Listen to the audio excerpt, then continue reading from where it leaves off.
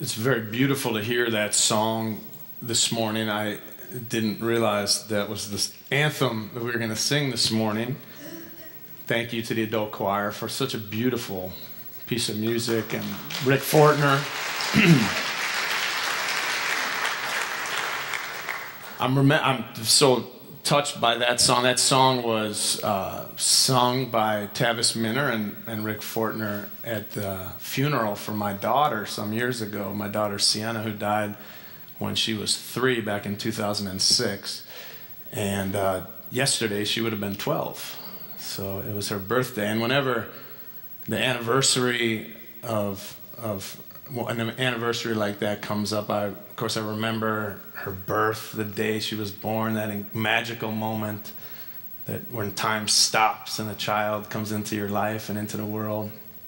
And of course I remember her 3rd birthday, which is just a couple days before she died, and she was just so full of life and surrounded by her friends, and it was just a beautiful day.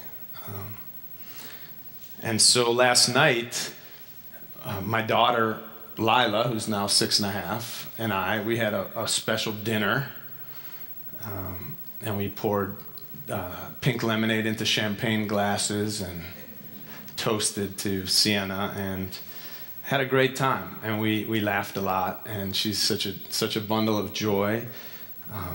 Afterward, we played school. We took turns being teacher. She was Mrs. Hancock, and I was Mr. Grumpy when it was my turn. And my wife was at a fundraiser for the Tulsa Children's Museum, the gala, so she was off dancing and enjoying herself while I stayed home. And I woke up this morning to hear Anitra was laughing, and I think she was looking at some video on Facebook or something, and she was laughing. And I can remember the days when I wondered if there would ever be laughter again in our house, and whether we would ever be able to feel joy. And so it's great to be this far removed and to feel all the joy that exists in my life and in my home at this time. This month, our theme is Transcendence. And one of the things I'd like to talk about this month is how we transcend our grief and how we transcend the losses in our lives so that we can move through them and keep those people alive in our lives, but at the same time move towards our own joy and grief and fulfillment, knowing that those who have died, whether they be old and elderly or young, would want us to live fully. The last thing that they would want would be for their death to cause our lives to be any less than they could be. So it's a little close for me to talk about that this morning, so I think I'm going to talk about a slightly different aspect of transcendence, but I will come back to that. I think May 17th is the next chance I get to deliver a full message, and I want to talk about that. But today I want to talk about transcending beliefs, because I'm much more interested to know what you love as opposed to what you believe. Don't tell me what you believe, but tell me what you love, because if you tell me what you love, I'll know much more about you. People say they believe all kinds of things, some of which they do believe, and some of which they just say they believe because it's socially acceptable, or they think it is, to say so. But if you tell me that you love to see the smile on a child's face who has worked hard for something, and you help them work towards it, and they achieved what they were trying to achieve, I'll say, I also love that too. If you tell me that you love animals, I'll be able to say, I love animals too. And if you tell me that you love walking on the beach or out in nature, I love that too. A young man named Peter one time from the church came to me, and he told me that he was going to be spending some time with his relatives for a vacation, and he was nervous because the subject of religion always comes up and they don't see eye to eye. And can anyone relate to that experience with family members? I imagine. And I shared with him this little simple idea to turn the conversation around what do you and what do they love as opposed to what do they believe? Because love transcends belief. What people believe is often different from and separates us from one another. There's how many billions of people on this planet? There's lots of different beliefs. There's lots of different beliefs right here in our own congregation. But if you share with me what you love, we're likely to have a lot more in common than we realize. But even if we're different in what we love, we can probably at least appreciate what somebody loves. We won't feel the need to debate them about it or try to convince them otherwise. And it truly speaks to what's at the core of who we are. We can feel the passion, we can feel the natural humility that comes with loving something. I mean, if someone loves Chihuahuas, you might think to yourself, I hate Chihuahuas. But you don't have to say that to them. Why not get curious about it? Especially if you're trying to make a connection. Really, tell me what you love about Chihuahuas. Or whatever it is, model trains, old movies, quilting, writing poetry. There's an expression that sometimes we use with kids, don't say yucky to someone else's yummy. Have you ever heard that? All right, maybe it's just my family, I don't know. But we were in New York. I was in New York for a conference with a group from All Souls. There were 7 of us, staff and lay members. It was a conference for congregations building multicultural, multiracial churches. And it was people from all over the country. It was a great conference. And while we were there, we went out one night to a Japanese restaurant for dinner. And one of the people in our group ordered seaweed as an appetizer, seaweed salad. And someone else said, oh, gross, what's seaweed? You're going to eat that? You're not supposed to eat seaweed, I don't think. And I said, well, don't say yucky to what's yummy to that person. And so we actually ate all kinds of bizarre foods on that trip, and we kind of had that before us, that we weren't going to yuck someone else's dinner. And that was a lot of fun. But I can remember one time we interviewed somebody for a job here at All Souls, and it was a non-ministerial position at the church. And part of the interview process for folks who are coming on to the staff here is we tell them about our culture, we tell them about our vision 2021 and our inclusiveness and our values, and we really ask them very clearly and directly, say, you know, you're going to be working with people, lay people and staff people who are going to be different from you, gay folks, lesbian, transgender, you know, all kinds of differences. Are you okay with that? Because we don't want to get people here and then they're not comfortable, or they can't fit into our culture and our environment. And this particular person, I'll never forget his answer to this question. He said, as far as I'm concerned, he said, you can stick a raisin in your navel and call yourself an oatmeal cookie. I don't care as long as you don't ask me to eat it.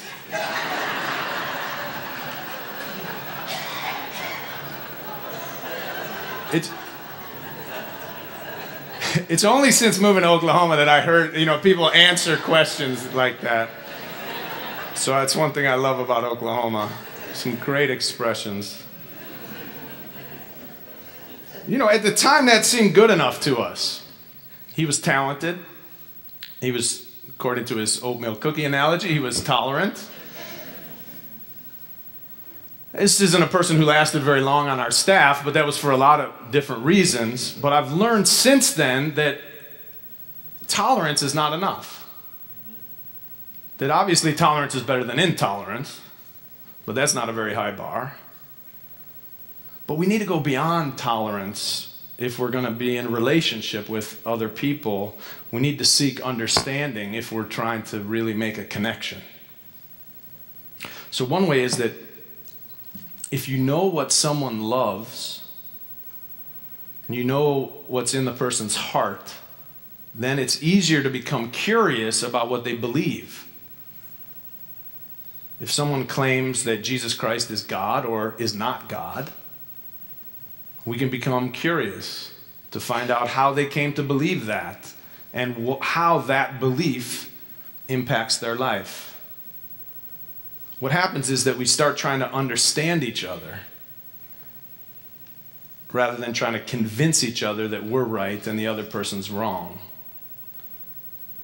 So, as you might realize, this is about more than just transcending beliefs. It's really about transcending the self, which is at the core of every religion and every spiritual path.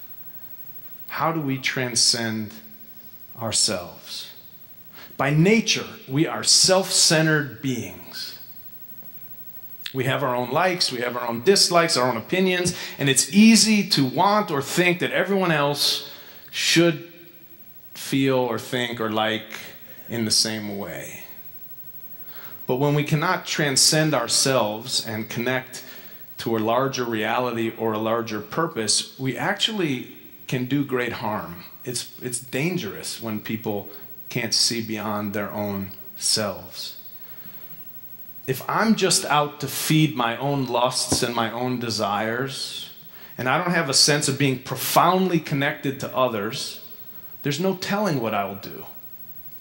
A person can steal and rob and rape others if they don't feel connection.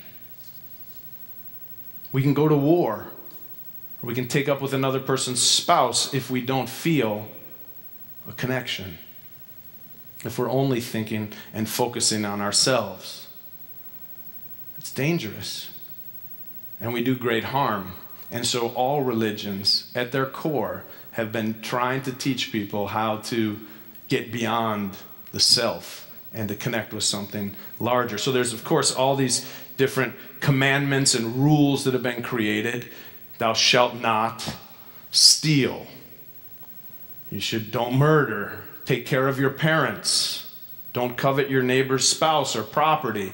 These are commandments and rules that you find in all these religions, but really, it's like the cliff notes to overcoming self-interest. If we feel connected, we don't need the rules because we know we're not going to do that because we feel connected to the people and the community that we live in, or the city, or the world, or to the earth itself. If we're really living in profound connection with others, we don't even think about stealing. Or if we think about it, we think twice, and we won't do it. Now, we raised money today in our offering for earthquake relief for people in Nepal, people who we don't even know, most of us. And that's an act of transcending our own self-interest to give something of ours to someone else with the idea that we feel compassion for them. And that is at the core of what I'm talking about today. But sometimes it's easier to feel connected to people who are very far away, and a little bit harder to feel connected to those who are close to us, even those who are very close to us. I wanted to take this opportunity today, especially because I've been out of the pulpit for a few weeks, to say a word about what's been happening here in Tulsa around the death of Eric Harris, and what's been happening in Baltimore and North Carolina and around the country, this new movement that's afoot called Black Lives Matter. It's more than an aspiration now. It's becoming a movement around the country. And I think it's very significant, and it's something that I'd like us to take very seriously and get behind. So I want to say a word about that. This is an opportunity to take a stand. Of course, all lives matter. Absolutely all lives matter. But right now, there's a particular conversation going on across the country about whether black lives particularly matter. One of the colleagues that I was talking about this with recently said, yeah, it kind of feels like the social contract has been broken in America, has been broken around African Americans. And I said, you know, the real issue is we've never actually had a social contract with African Americans in this country. You know, from the time that we brought Africans here very violently and against their will as slaves, and then treated them like animals and violently dealt with them and demeaned them, and then all the way up through, I mean, we're talking 1960s into the that we were continuing to lynchings and segregation and can't even use the same drinking fountain and all these other things. It hasn't been that long. We changed the laws, but now we have the mass incarceration that is unbelievably disproportionate of African Americans, the killings that are made more poignant by the fact that we're seeing them because people happen to have video now. And it makes you wonder, you know, when a police officer throws a taser in front of someone they've just murdered to make it look like the person had stolen their taser. If we didn't have that on video, it would have gone down as probably murder. Someone would have gotten away with murder. And so we keep seeing these things over and over, and we start saying, it makes sense to me that black people in America are asking the question, do our lives matter equally with everybody else's? And I think it's really important that we, those of us who are not African Americans, stand up and say yes. The question's being asked, and the answer that we need to decide whether we're going to make is yes. And it's not, in my mind, adequate to just say, well, all lives matter, all lives matter. Yes, but there's a specific question, do black lives matter?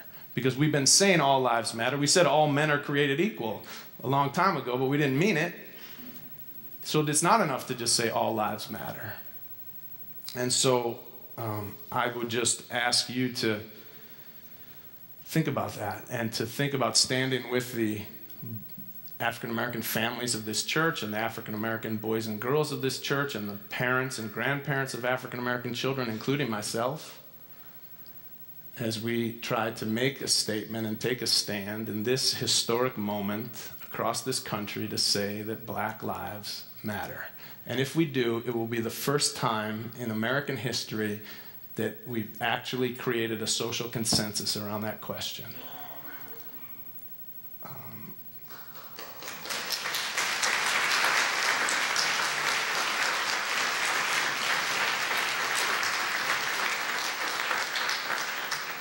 So I know we've got a congregational meeting to get to, some officers to elect, and some other things to do this morning, so I don't have time to go much further into it, but I understand that for those people who are not African American, like myself, to put Black Lives Matter out on your social media, or to talk about it, or to show up at a rally like the one Wednesday night that I'm planning to go to here in Tulsa, and I hope you consider going as well Wednesday night. To do that means that you'll probably get some ridicule from some other white folks anyway about why you love black people so much that you're willing to take that kind of ridicule in a moment like this. And I would just encourage you to embrace the conversation and the opportunity to say why you love black people, why you love all people, and why you're even a member of All Souls, because here at all souls matter. All lives matter. Don't just tell me what you believe.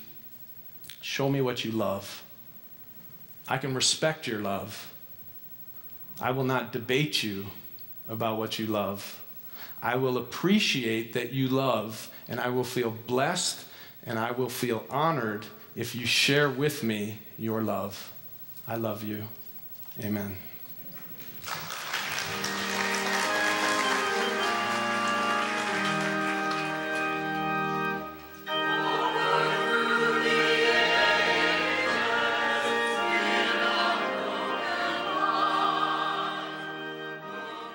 Thanks for tuning in online. We are so pleased with all the different people who have been tuning in from all over the country and all over the world to our ministry and what we're doing at All Souls here in Tulsa.